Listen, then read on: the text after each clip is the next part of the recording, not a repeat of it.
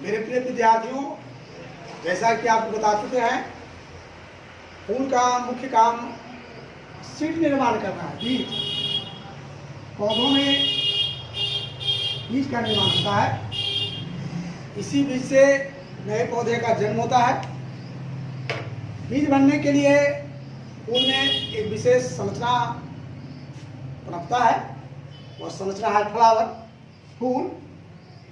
और जैसा कि आप सभी को मैं पिछले एक दो टॉपिक्स में बता चुका हूं, फ्लावर में सीड के बनने के लिए नर नारी भाग होते हैं। इसके नर भाग को पुंकेसर कहते हैं और पुंकेसर में परागकण का निर्माण होता है। इसे मैं पहले टॉपिक्स 2 में स्पष्ट कर दिया हूँ, 2 या 3 होगा। आज मैं आपको बता रहा हूँ कि फूल में फीमेल पार्ट भी होती हैं, स्त्री भाग। इस स्त्री भाग को पिस्टिल कहा जाता है। पिस्टिल की बनावट आपको बताएंगे आगे। ऐसे देखिए, पिस्टिल की बनावट इस रूप में होती है। इसका जो निचला भाग है, ये भाग कहलाता ओवरी। इस ओवरी में ओव्यूल नामक संरचना होती है। यहाँ बता दिया हूं, फ्लावर के फीमेल पार्ट पिस्टिल के ओवरी, यह है ओवरी। ओवरी में ओव्यूल नामक संरचना पाई जाती है। इसी ओव्यूल में एग का निर्माण होता है।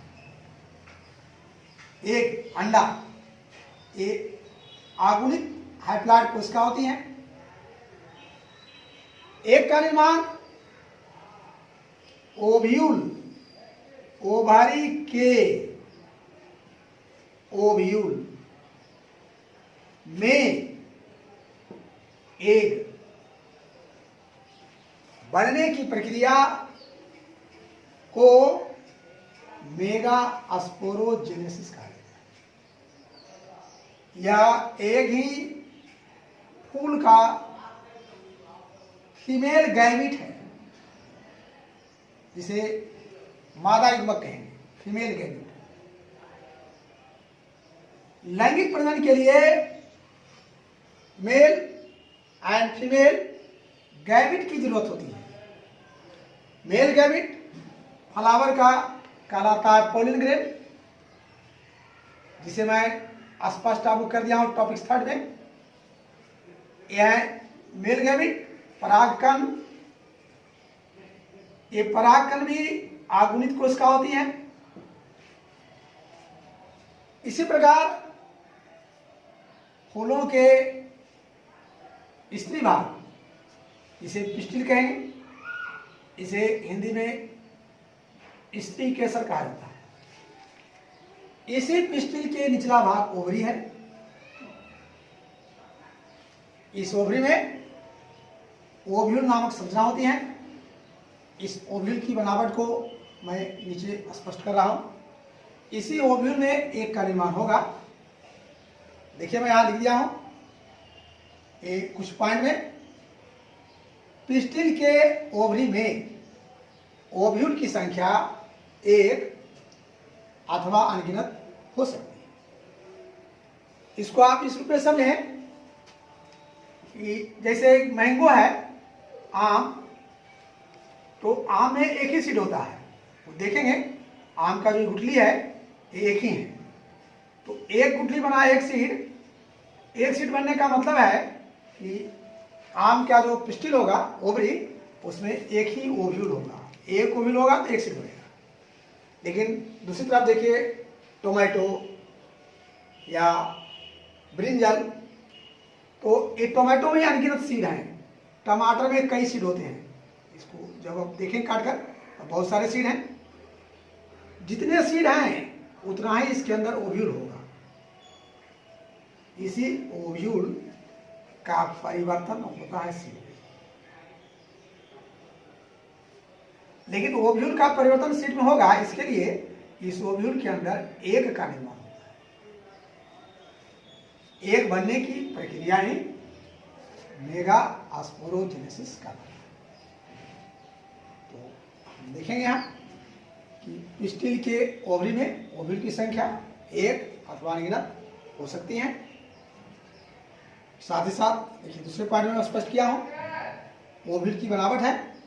ओव्यूल की जो दीवार होती है ये दो परतों की बनी होती हैं, इन्हें आउटर एंड इनर अर्थात बाहरी और आंतरिक परत कहा जाता है, इंटेगमेंट कहा जाता है। अब हम आगे देखेंगे कि इस ओव्यूल में एक छिद्र होता है, इसे कहा जाता है माइक्रोपाइल। तो अब हम इसको थर्ड पॉइंट में हम स्पष्ट करेंगे। तो आगे देखिए ओव्यूल की बना, जैसा कि आपको बता चुके हैं, ओव्यूल एक लगभग गोलाकार अथवा अंडाकार संरचना होती है जो स्टील के ओवरी में स्थित होती है। इस ओव्यूल में एक सूक्ष्म छिद्र पाया जाता है। इस छिद्र को माइक्रोपाइल कहते हैं। इस माइक्रोपाइल को आगे हम बनाएंगे, फिगर में दर्शाएंगे। यह माइक्रोपाइल जब बीज बनेगा तो उसमें भी यह छिद्र उपस्थित रहता है। इसी छिद्र से बीज के अंदर गैसों का विनिमय होता है। साथ ही साथ बीज के अंदर पानी का प्रवेश भी इसी माइक्रोपाइल छिद्र द्वारा होता है। माइक्रोपाइल के विपरीत भाग, इसको ऐसे समझें, देखिए ये ऐसे बना रहे हैं, ऐसे ओव्यूल, एक छिद्र है, यही है माइक्रोपाइल। इसका विपरीत भाग ये होगा। इस विपरीत भाग को, इसी को कैलाजा कहा जाता है। ओव्यूल का अपोजिट पार्ट, सीधे ऊपर के भाग, ये कहलाता है कैलाजा। ओव्यूल के संपूर्ण आंतरिक भाग को, इसके अंदर का जो पार्ट है, इससे बहुत सारी कोशिकाएं होती हैं, ये आंतरिक भाग को न्यूसेलस कहते हैं। लिखा हुआ है न्यूसेलस, इसे हिंदी में कहते हैं बीजांडका। बीजांड का मेन पार्ट, मेन बॉडी है, नाम ही रख दिया है बीजांडका है, या कहते हैं न्यूसेलस। ये इसके आंतरिक भाग को, ये अंदर का भाग हो गया, इसे कहते हैं न्यूसेलस। न्यूसेलस अनगिनत कोशिकाओं का समूह है। ये सभी कोशिकाएं द्विगुणित डिप्लॉयड होती हैं। जैसे मैंगो में इसकी जो कोशिका है मैंगो का, आम का, इसमें 40 गुणसूत्र होते हैं, 40 क्रोमोसोम होता है। आपको जानना चाहिए आम की प्रत्येक कोशिका में 40 गुणसूत्र पाए जाते हैं। ये सभी गुणसूत्र 40 इसकी सभी कोशिकाओं में पाए गए, न्यूसेलस की सभी कोशिकाओं। इस प्रकार ये डिप्लॉयड कोशिका होती हैं।